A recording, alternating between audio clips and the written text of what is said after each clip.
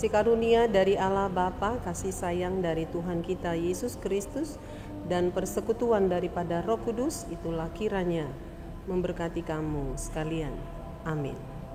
Selamat pagi, selamat kita bertemu kembali dalam renungan harian HKBP Jambi.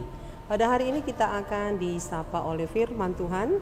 Marilah kita bersama-sama membaca firman Tuhan dari kitab Keluaran pasal 20 ayatnya yang kedua. Demikianlah bunyinya.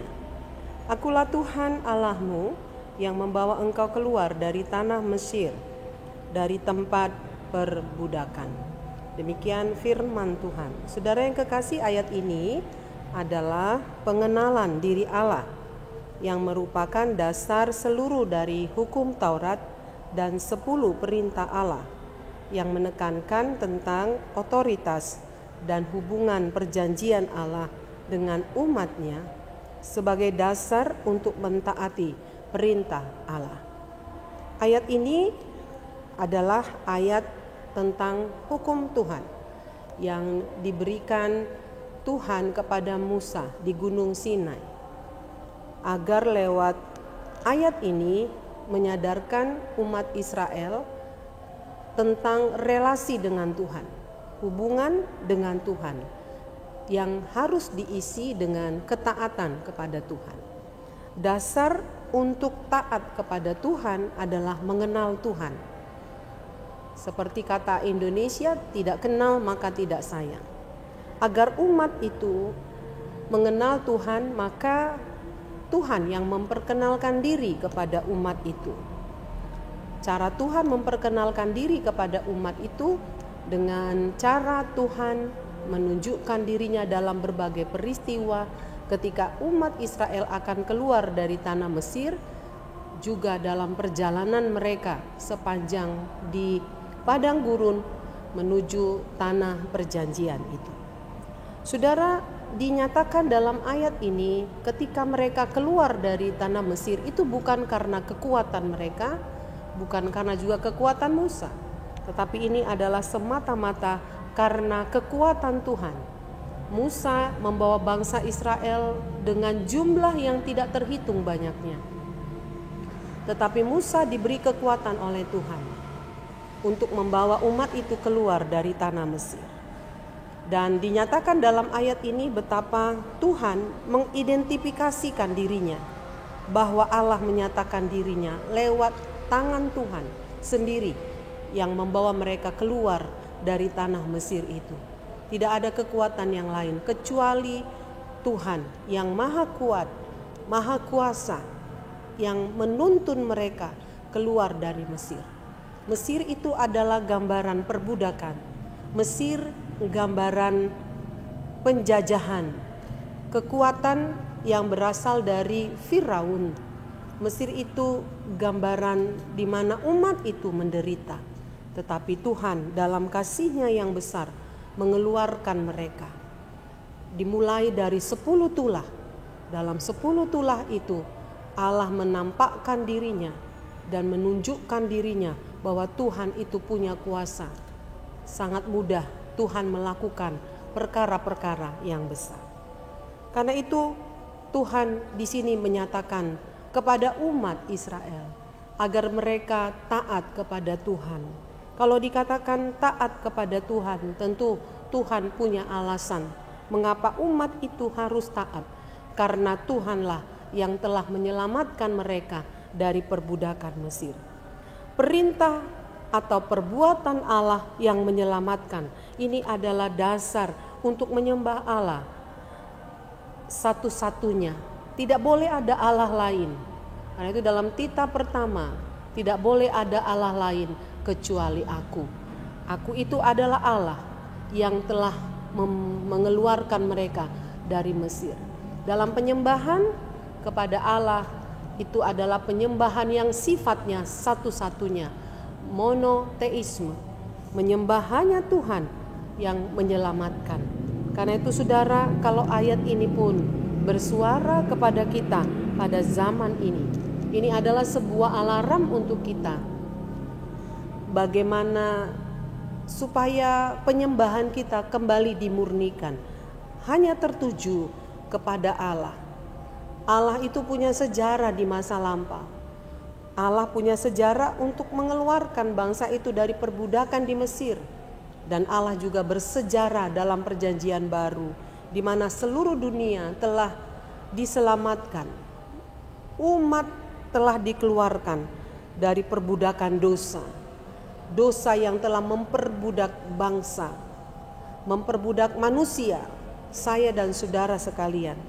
Tetapi Tuhan telah menyelamatkan mereka melalui Tuhan Yesus Kristus yang telah mati di Golgota, yang telah mengeluarkan darahnya, berkorban untuk kita semua, agar kita tidak lagi dibawa tekanan dosa, agar kita tidak patuh lagi terhadap dosa, tetapi menjadi penyembah Tuhan. Inilah yang mendasari kita untuk kembali melakukan ibadah yang murni, untuk kembali kepada keintiman yang sejati, keintiman dengan Tuhan, dan percaya sungguh-sungguh kepada Tuhan. Tidak boleh ada Allah lain, dan penyembahan kita hanya tertuju kepada Allah, Allah yang maha baik, Allah yang setia, Allah yang tidak menyukai ada Allah lain di dalam kehidupan kita. Allah yang menyukai kita beribadah, mengasihi Dia dengan segenap hati, dengan sungguh-sungguh dan mengabdi kepadanya. Karena itu saudara yang kekasih, hari ini Tuhan memperkenalkan siapa Dia, bukan saja kepada bangsa Israel, tetapi Tuhan memperkenalkan dirinya lewat Tuhan Yesus Kristus yang menyelamatkan dunia. Dan hari ini firman itu datang kepada kita sebagai alarm, pengingat kepada kita yang sedang hidup pada zaman ini, agar kita tidak meninggalkan hubungan kita dengan Tuhan, tetapi terus memelihara hubungan dengan Tuhan dengan dasar tadi bahwa Tuhan Yesus telah menyelamatkan kita dari perbudakan dosa. Terpujilah Tuhan yang memberikan firman-Nya pada hari ini. Amin. Kita berdoa. Terima kasih ya Tuhan, firman-Mu mengajak kami untuk setia kepadamu. Hanya beribadah satu-satunya mutlak hanya kepada Tuhan yang telah menyelamatkan kami dari perbudakan dosa. Dunia tidak bisa menyelamatkan kami, tetapi hanya Engkau saja, Tuhan dan Juru Selamat kami. Terima kasih ya Tuhan, pada hari ini kami disapa oleh firman Tuhan mengingatkan kami untuk setia kepadamu dan hanya beribadah kepadamu. Pagi ini hamba-Mu berdoa buat seluruh jemaat-Mu. Kiranya damai sejahtera Allah boleh menjagai seluruh jemaat-Mu dari anak-anak hingga para lansia. Dalam setiap aktivitas yang sedang dikerjakan pada hari ini dan akan dikerjakan, Bapa di sorga menguatkan kami, mengingatkan kami agar dalam setiap kesibukan kami tetap beribadah, menyembah kepada Tuhan satu-satunya, Sang Juru Selamat kami. Jikalau ada jemaat-Mu yang sakit Tuhan, biarlah Engkau memulihkan, menyembuhkan.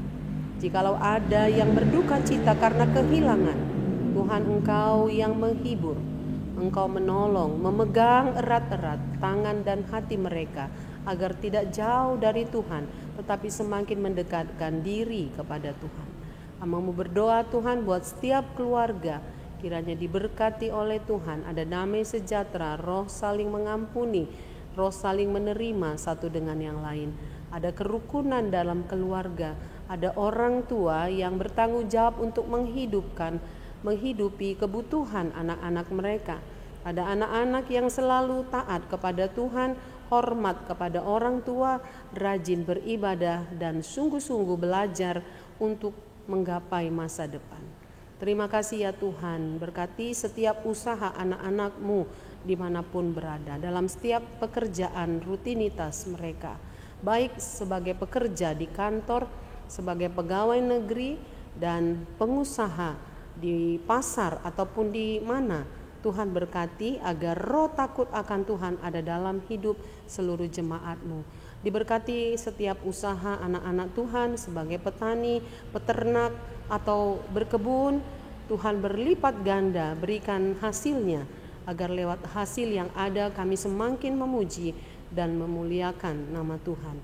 Berkati gereja agar gereja terus bekerja melayani jemaat-Mu dalam setiap aspek kehidupan. Berkati hamba-hamba Tuhan agar roh Tuhan terus ada dalam hamba-hamba-Mu untuk semangat melayani pekerjaan Tuhan. Terpujilah Engkau Bapa di surga, di dalam Kristus Yesus kami berdoa dan mengucap syukur. Amin. Salam, selamat pagi, selamat kita beraktivitas. Nama Tuhan ditinggikan dan dimuliakan.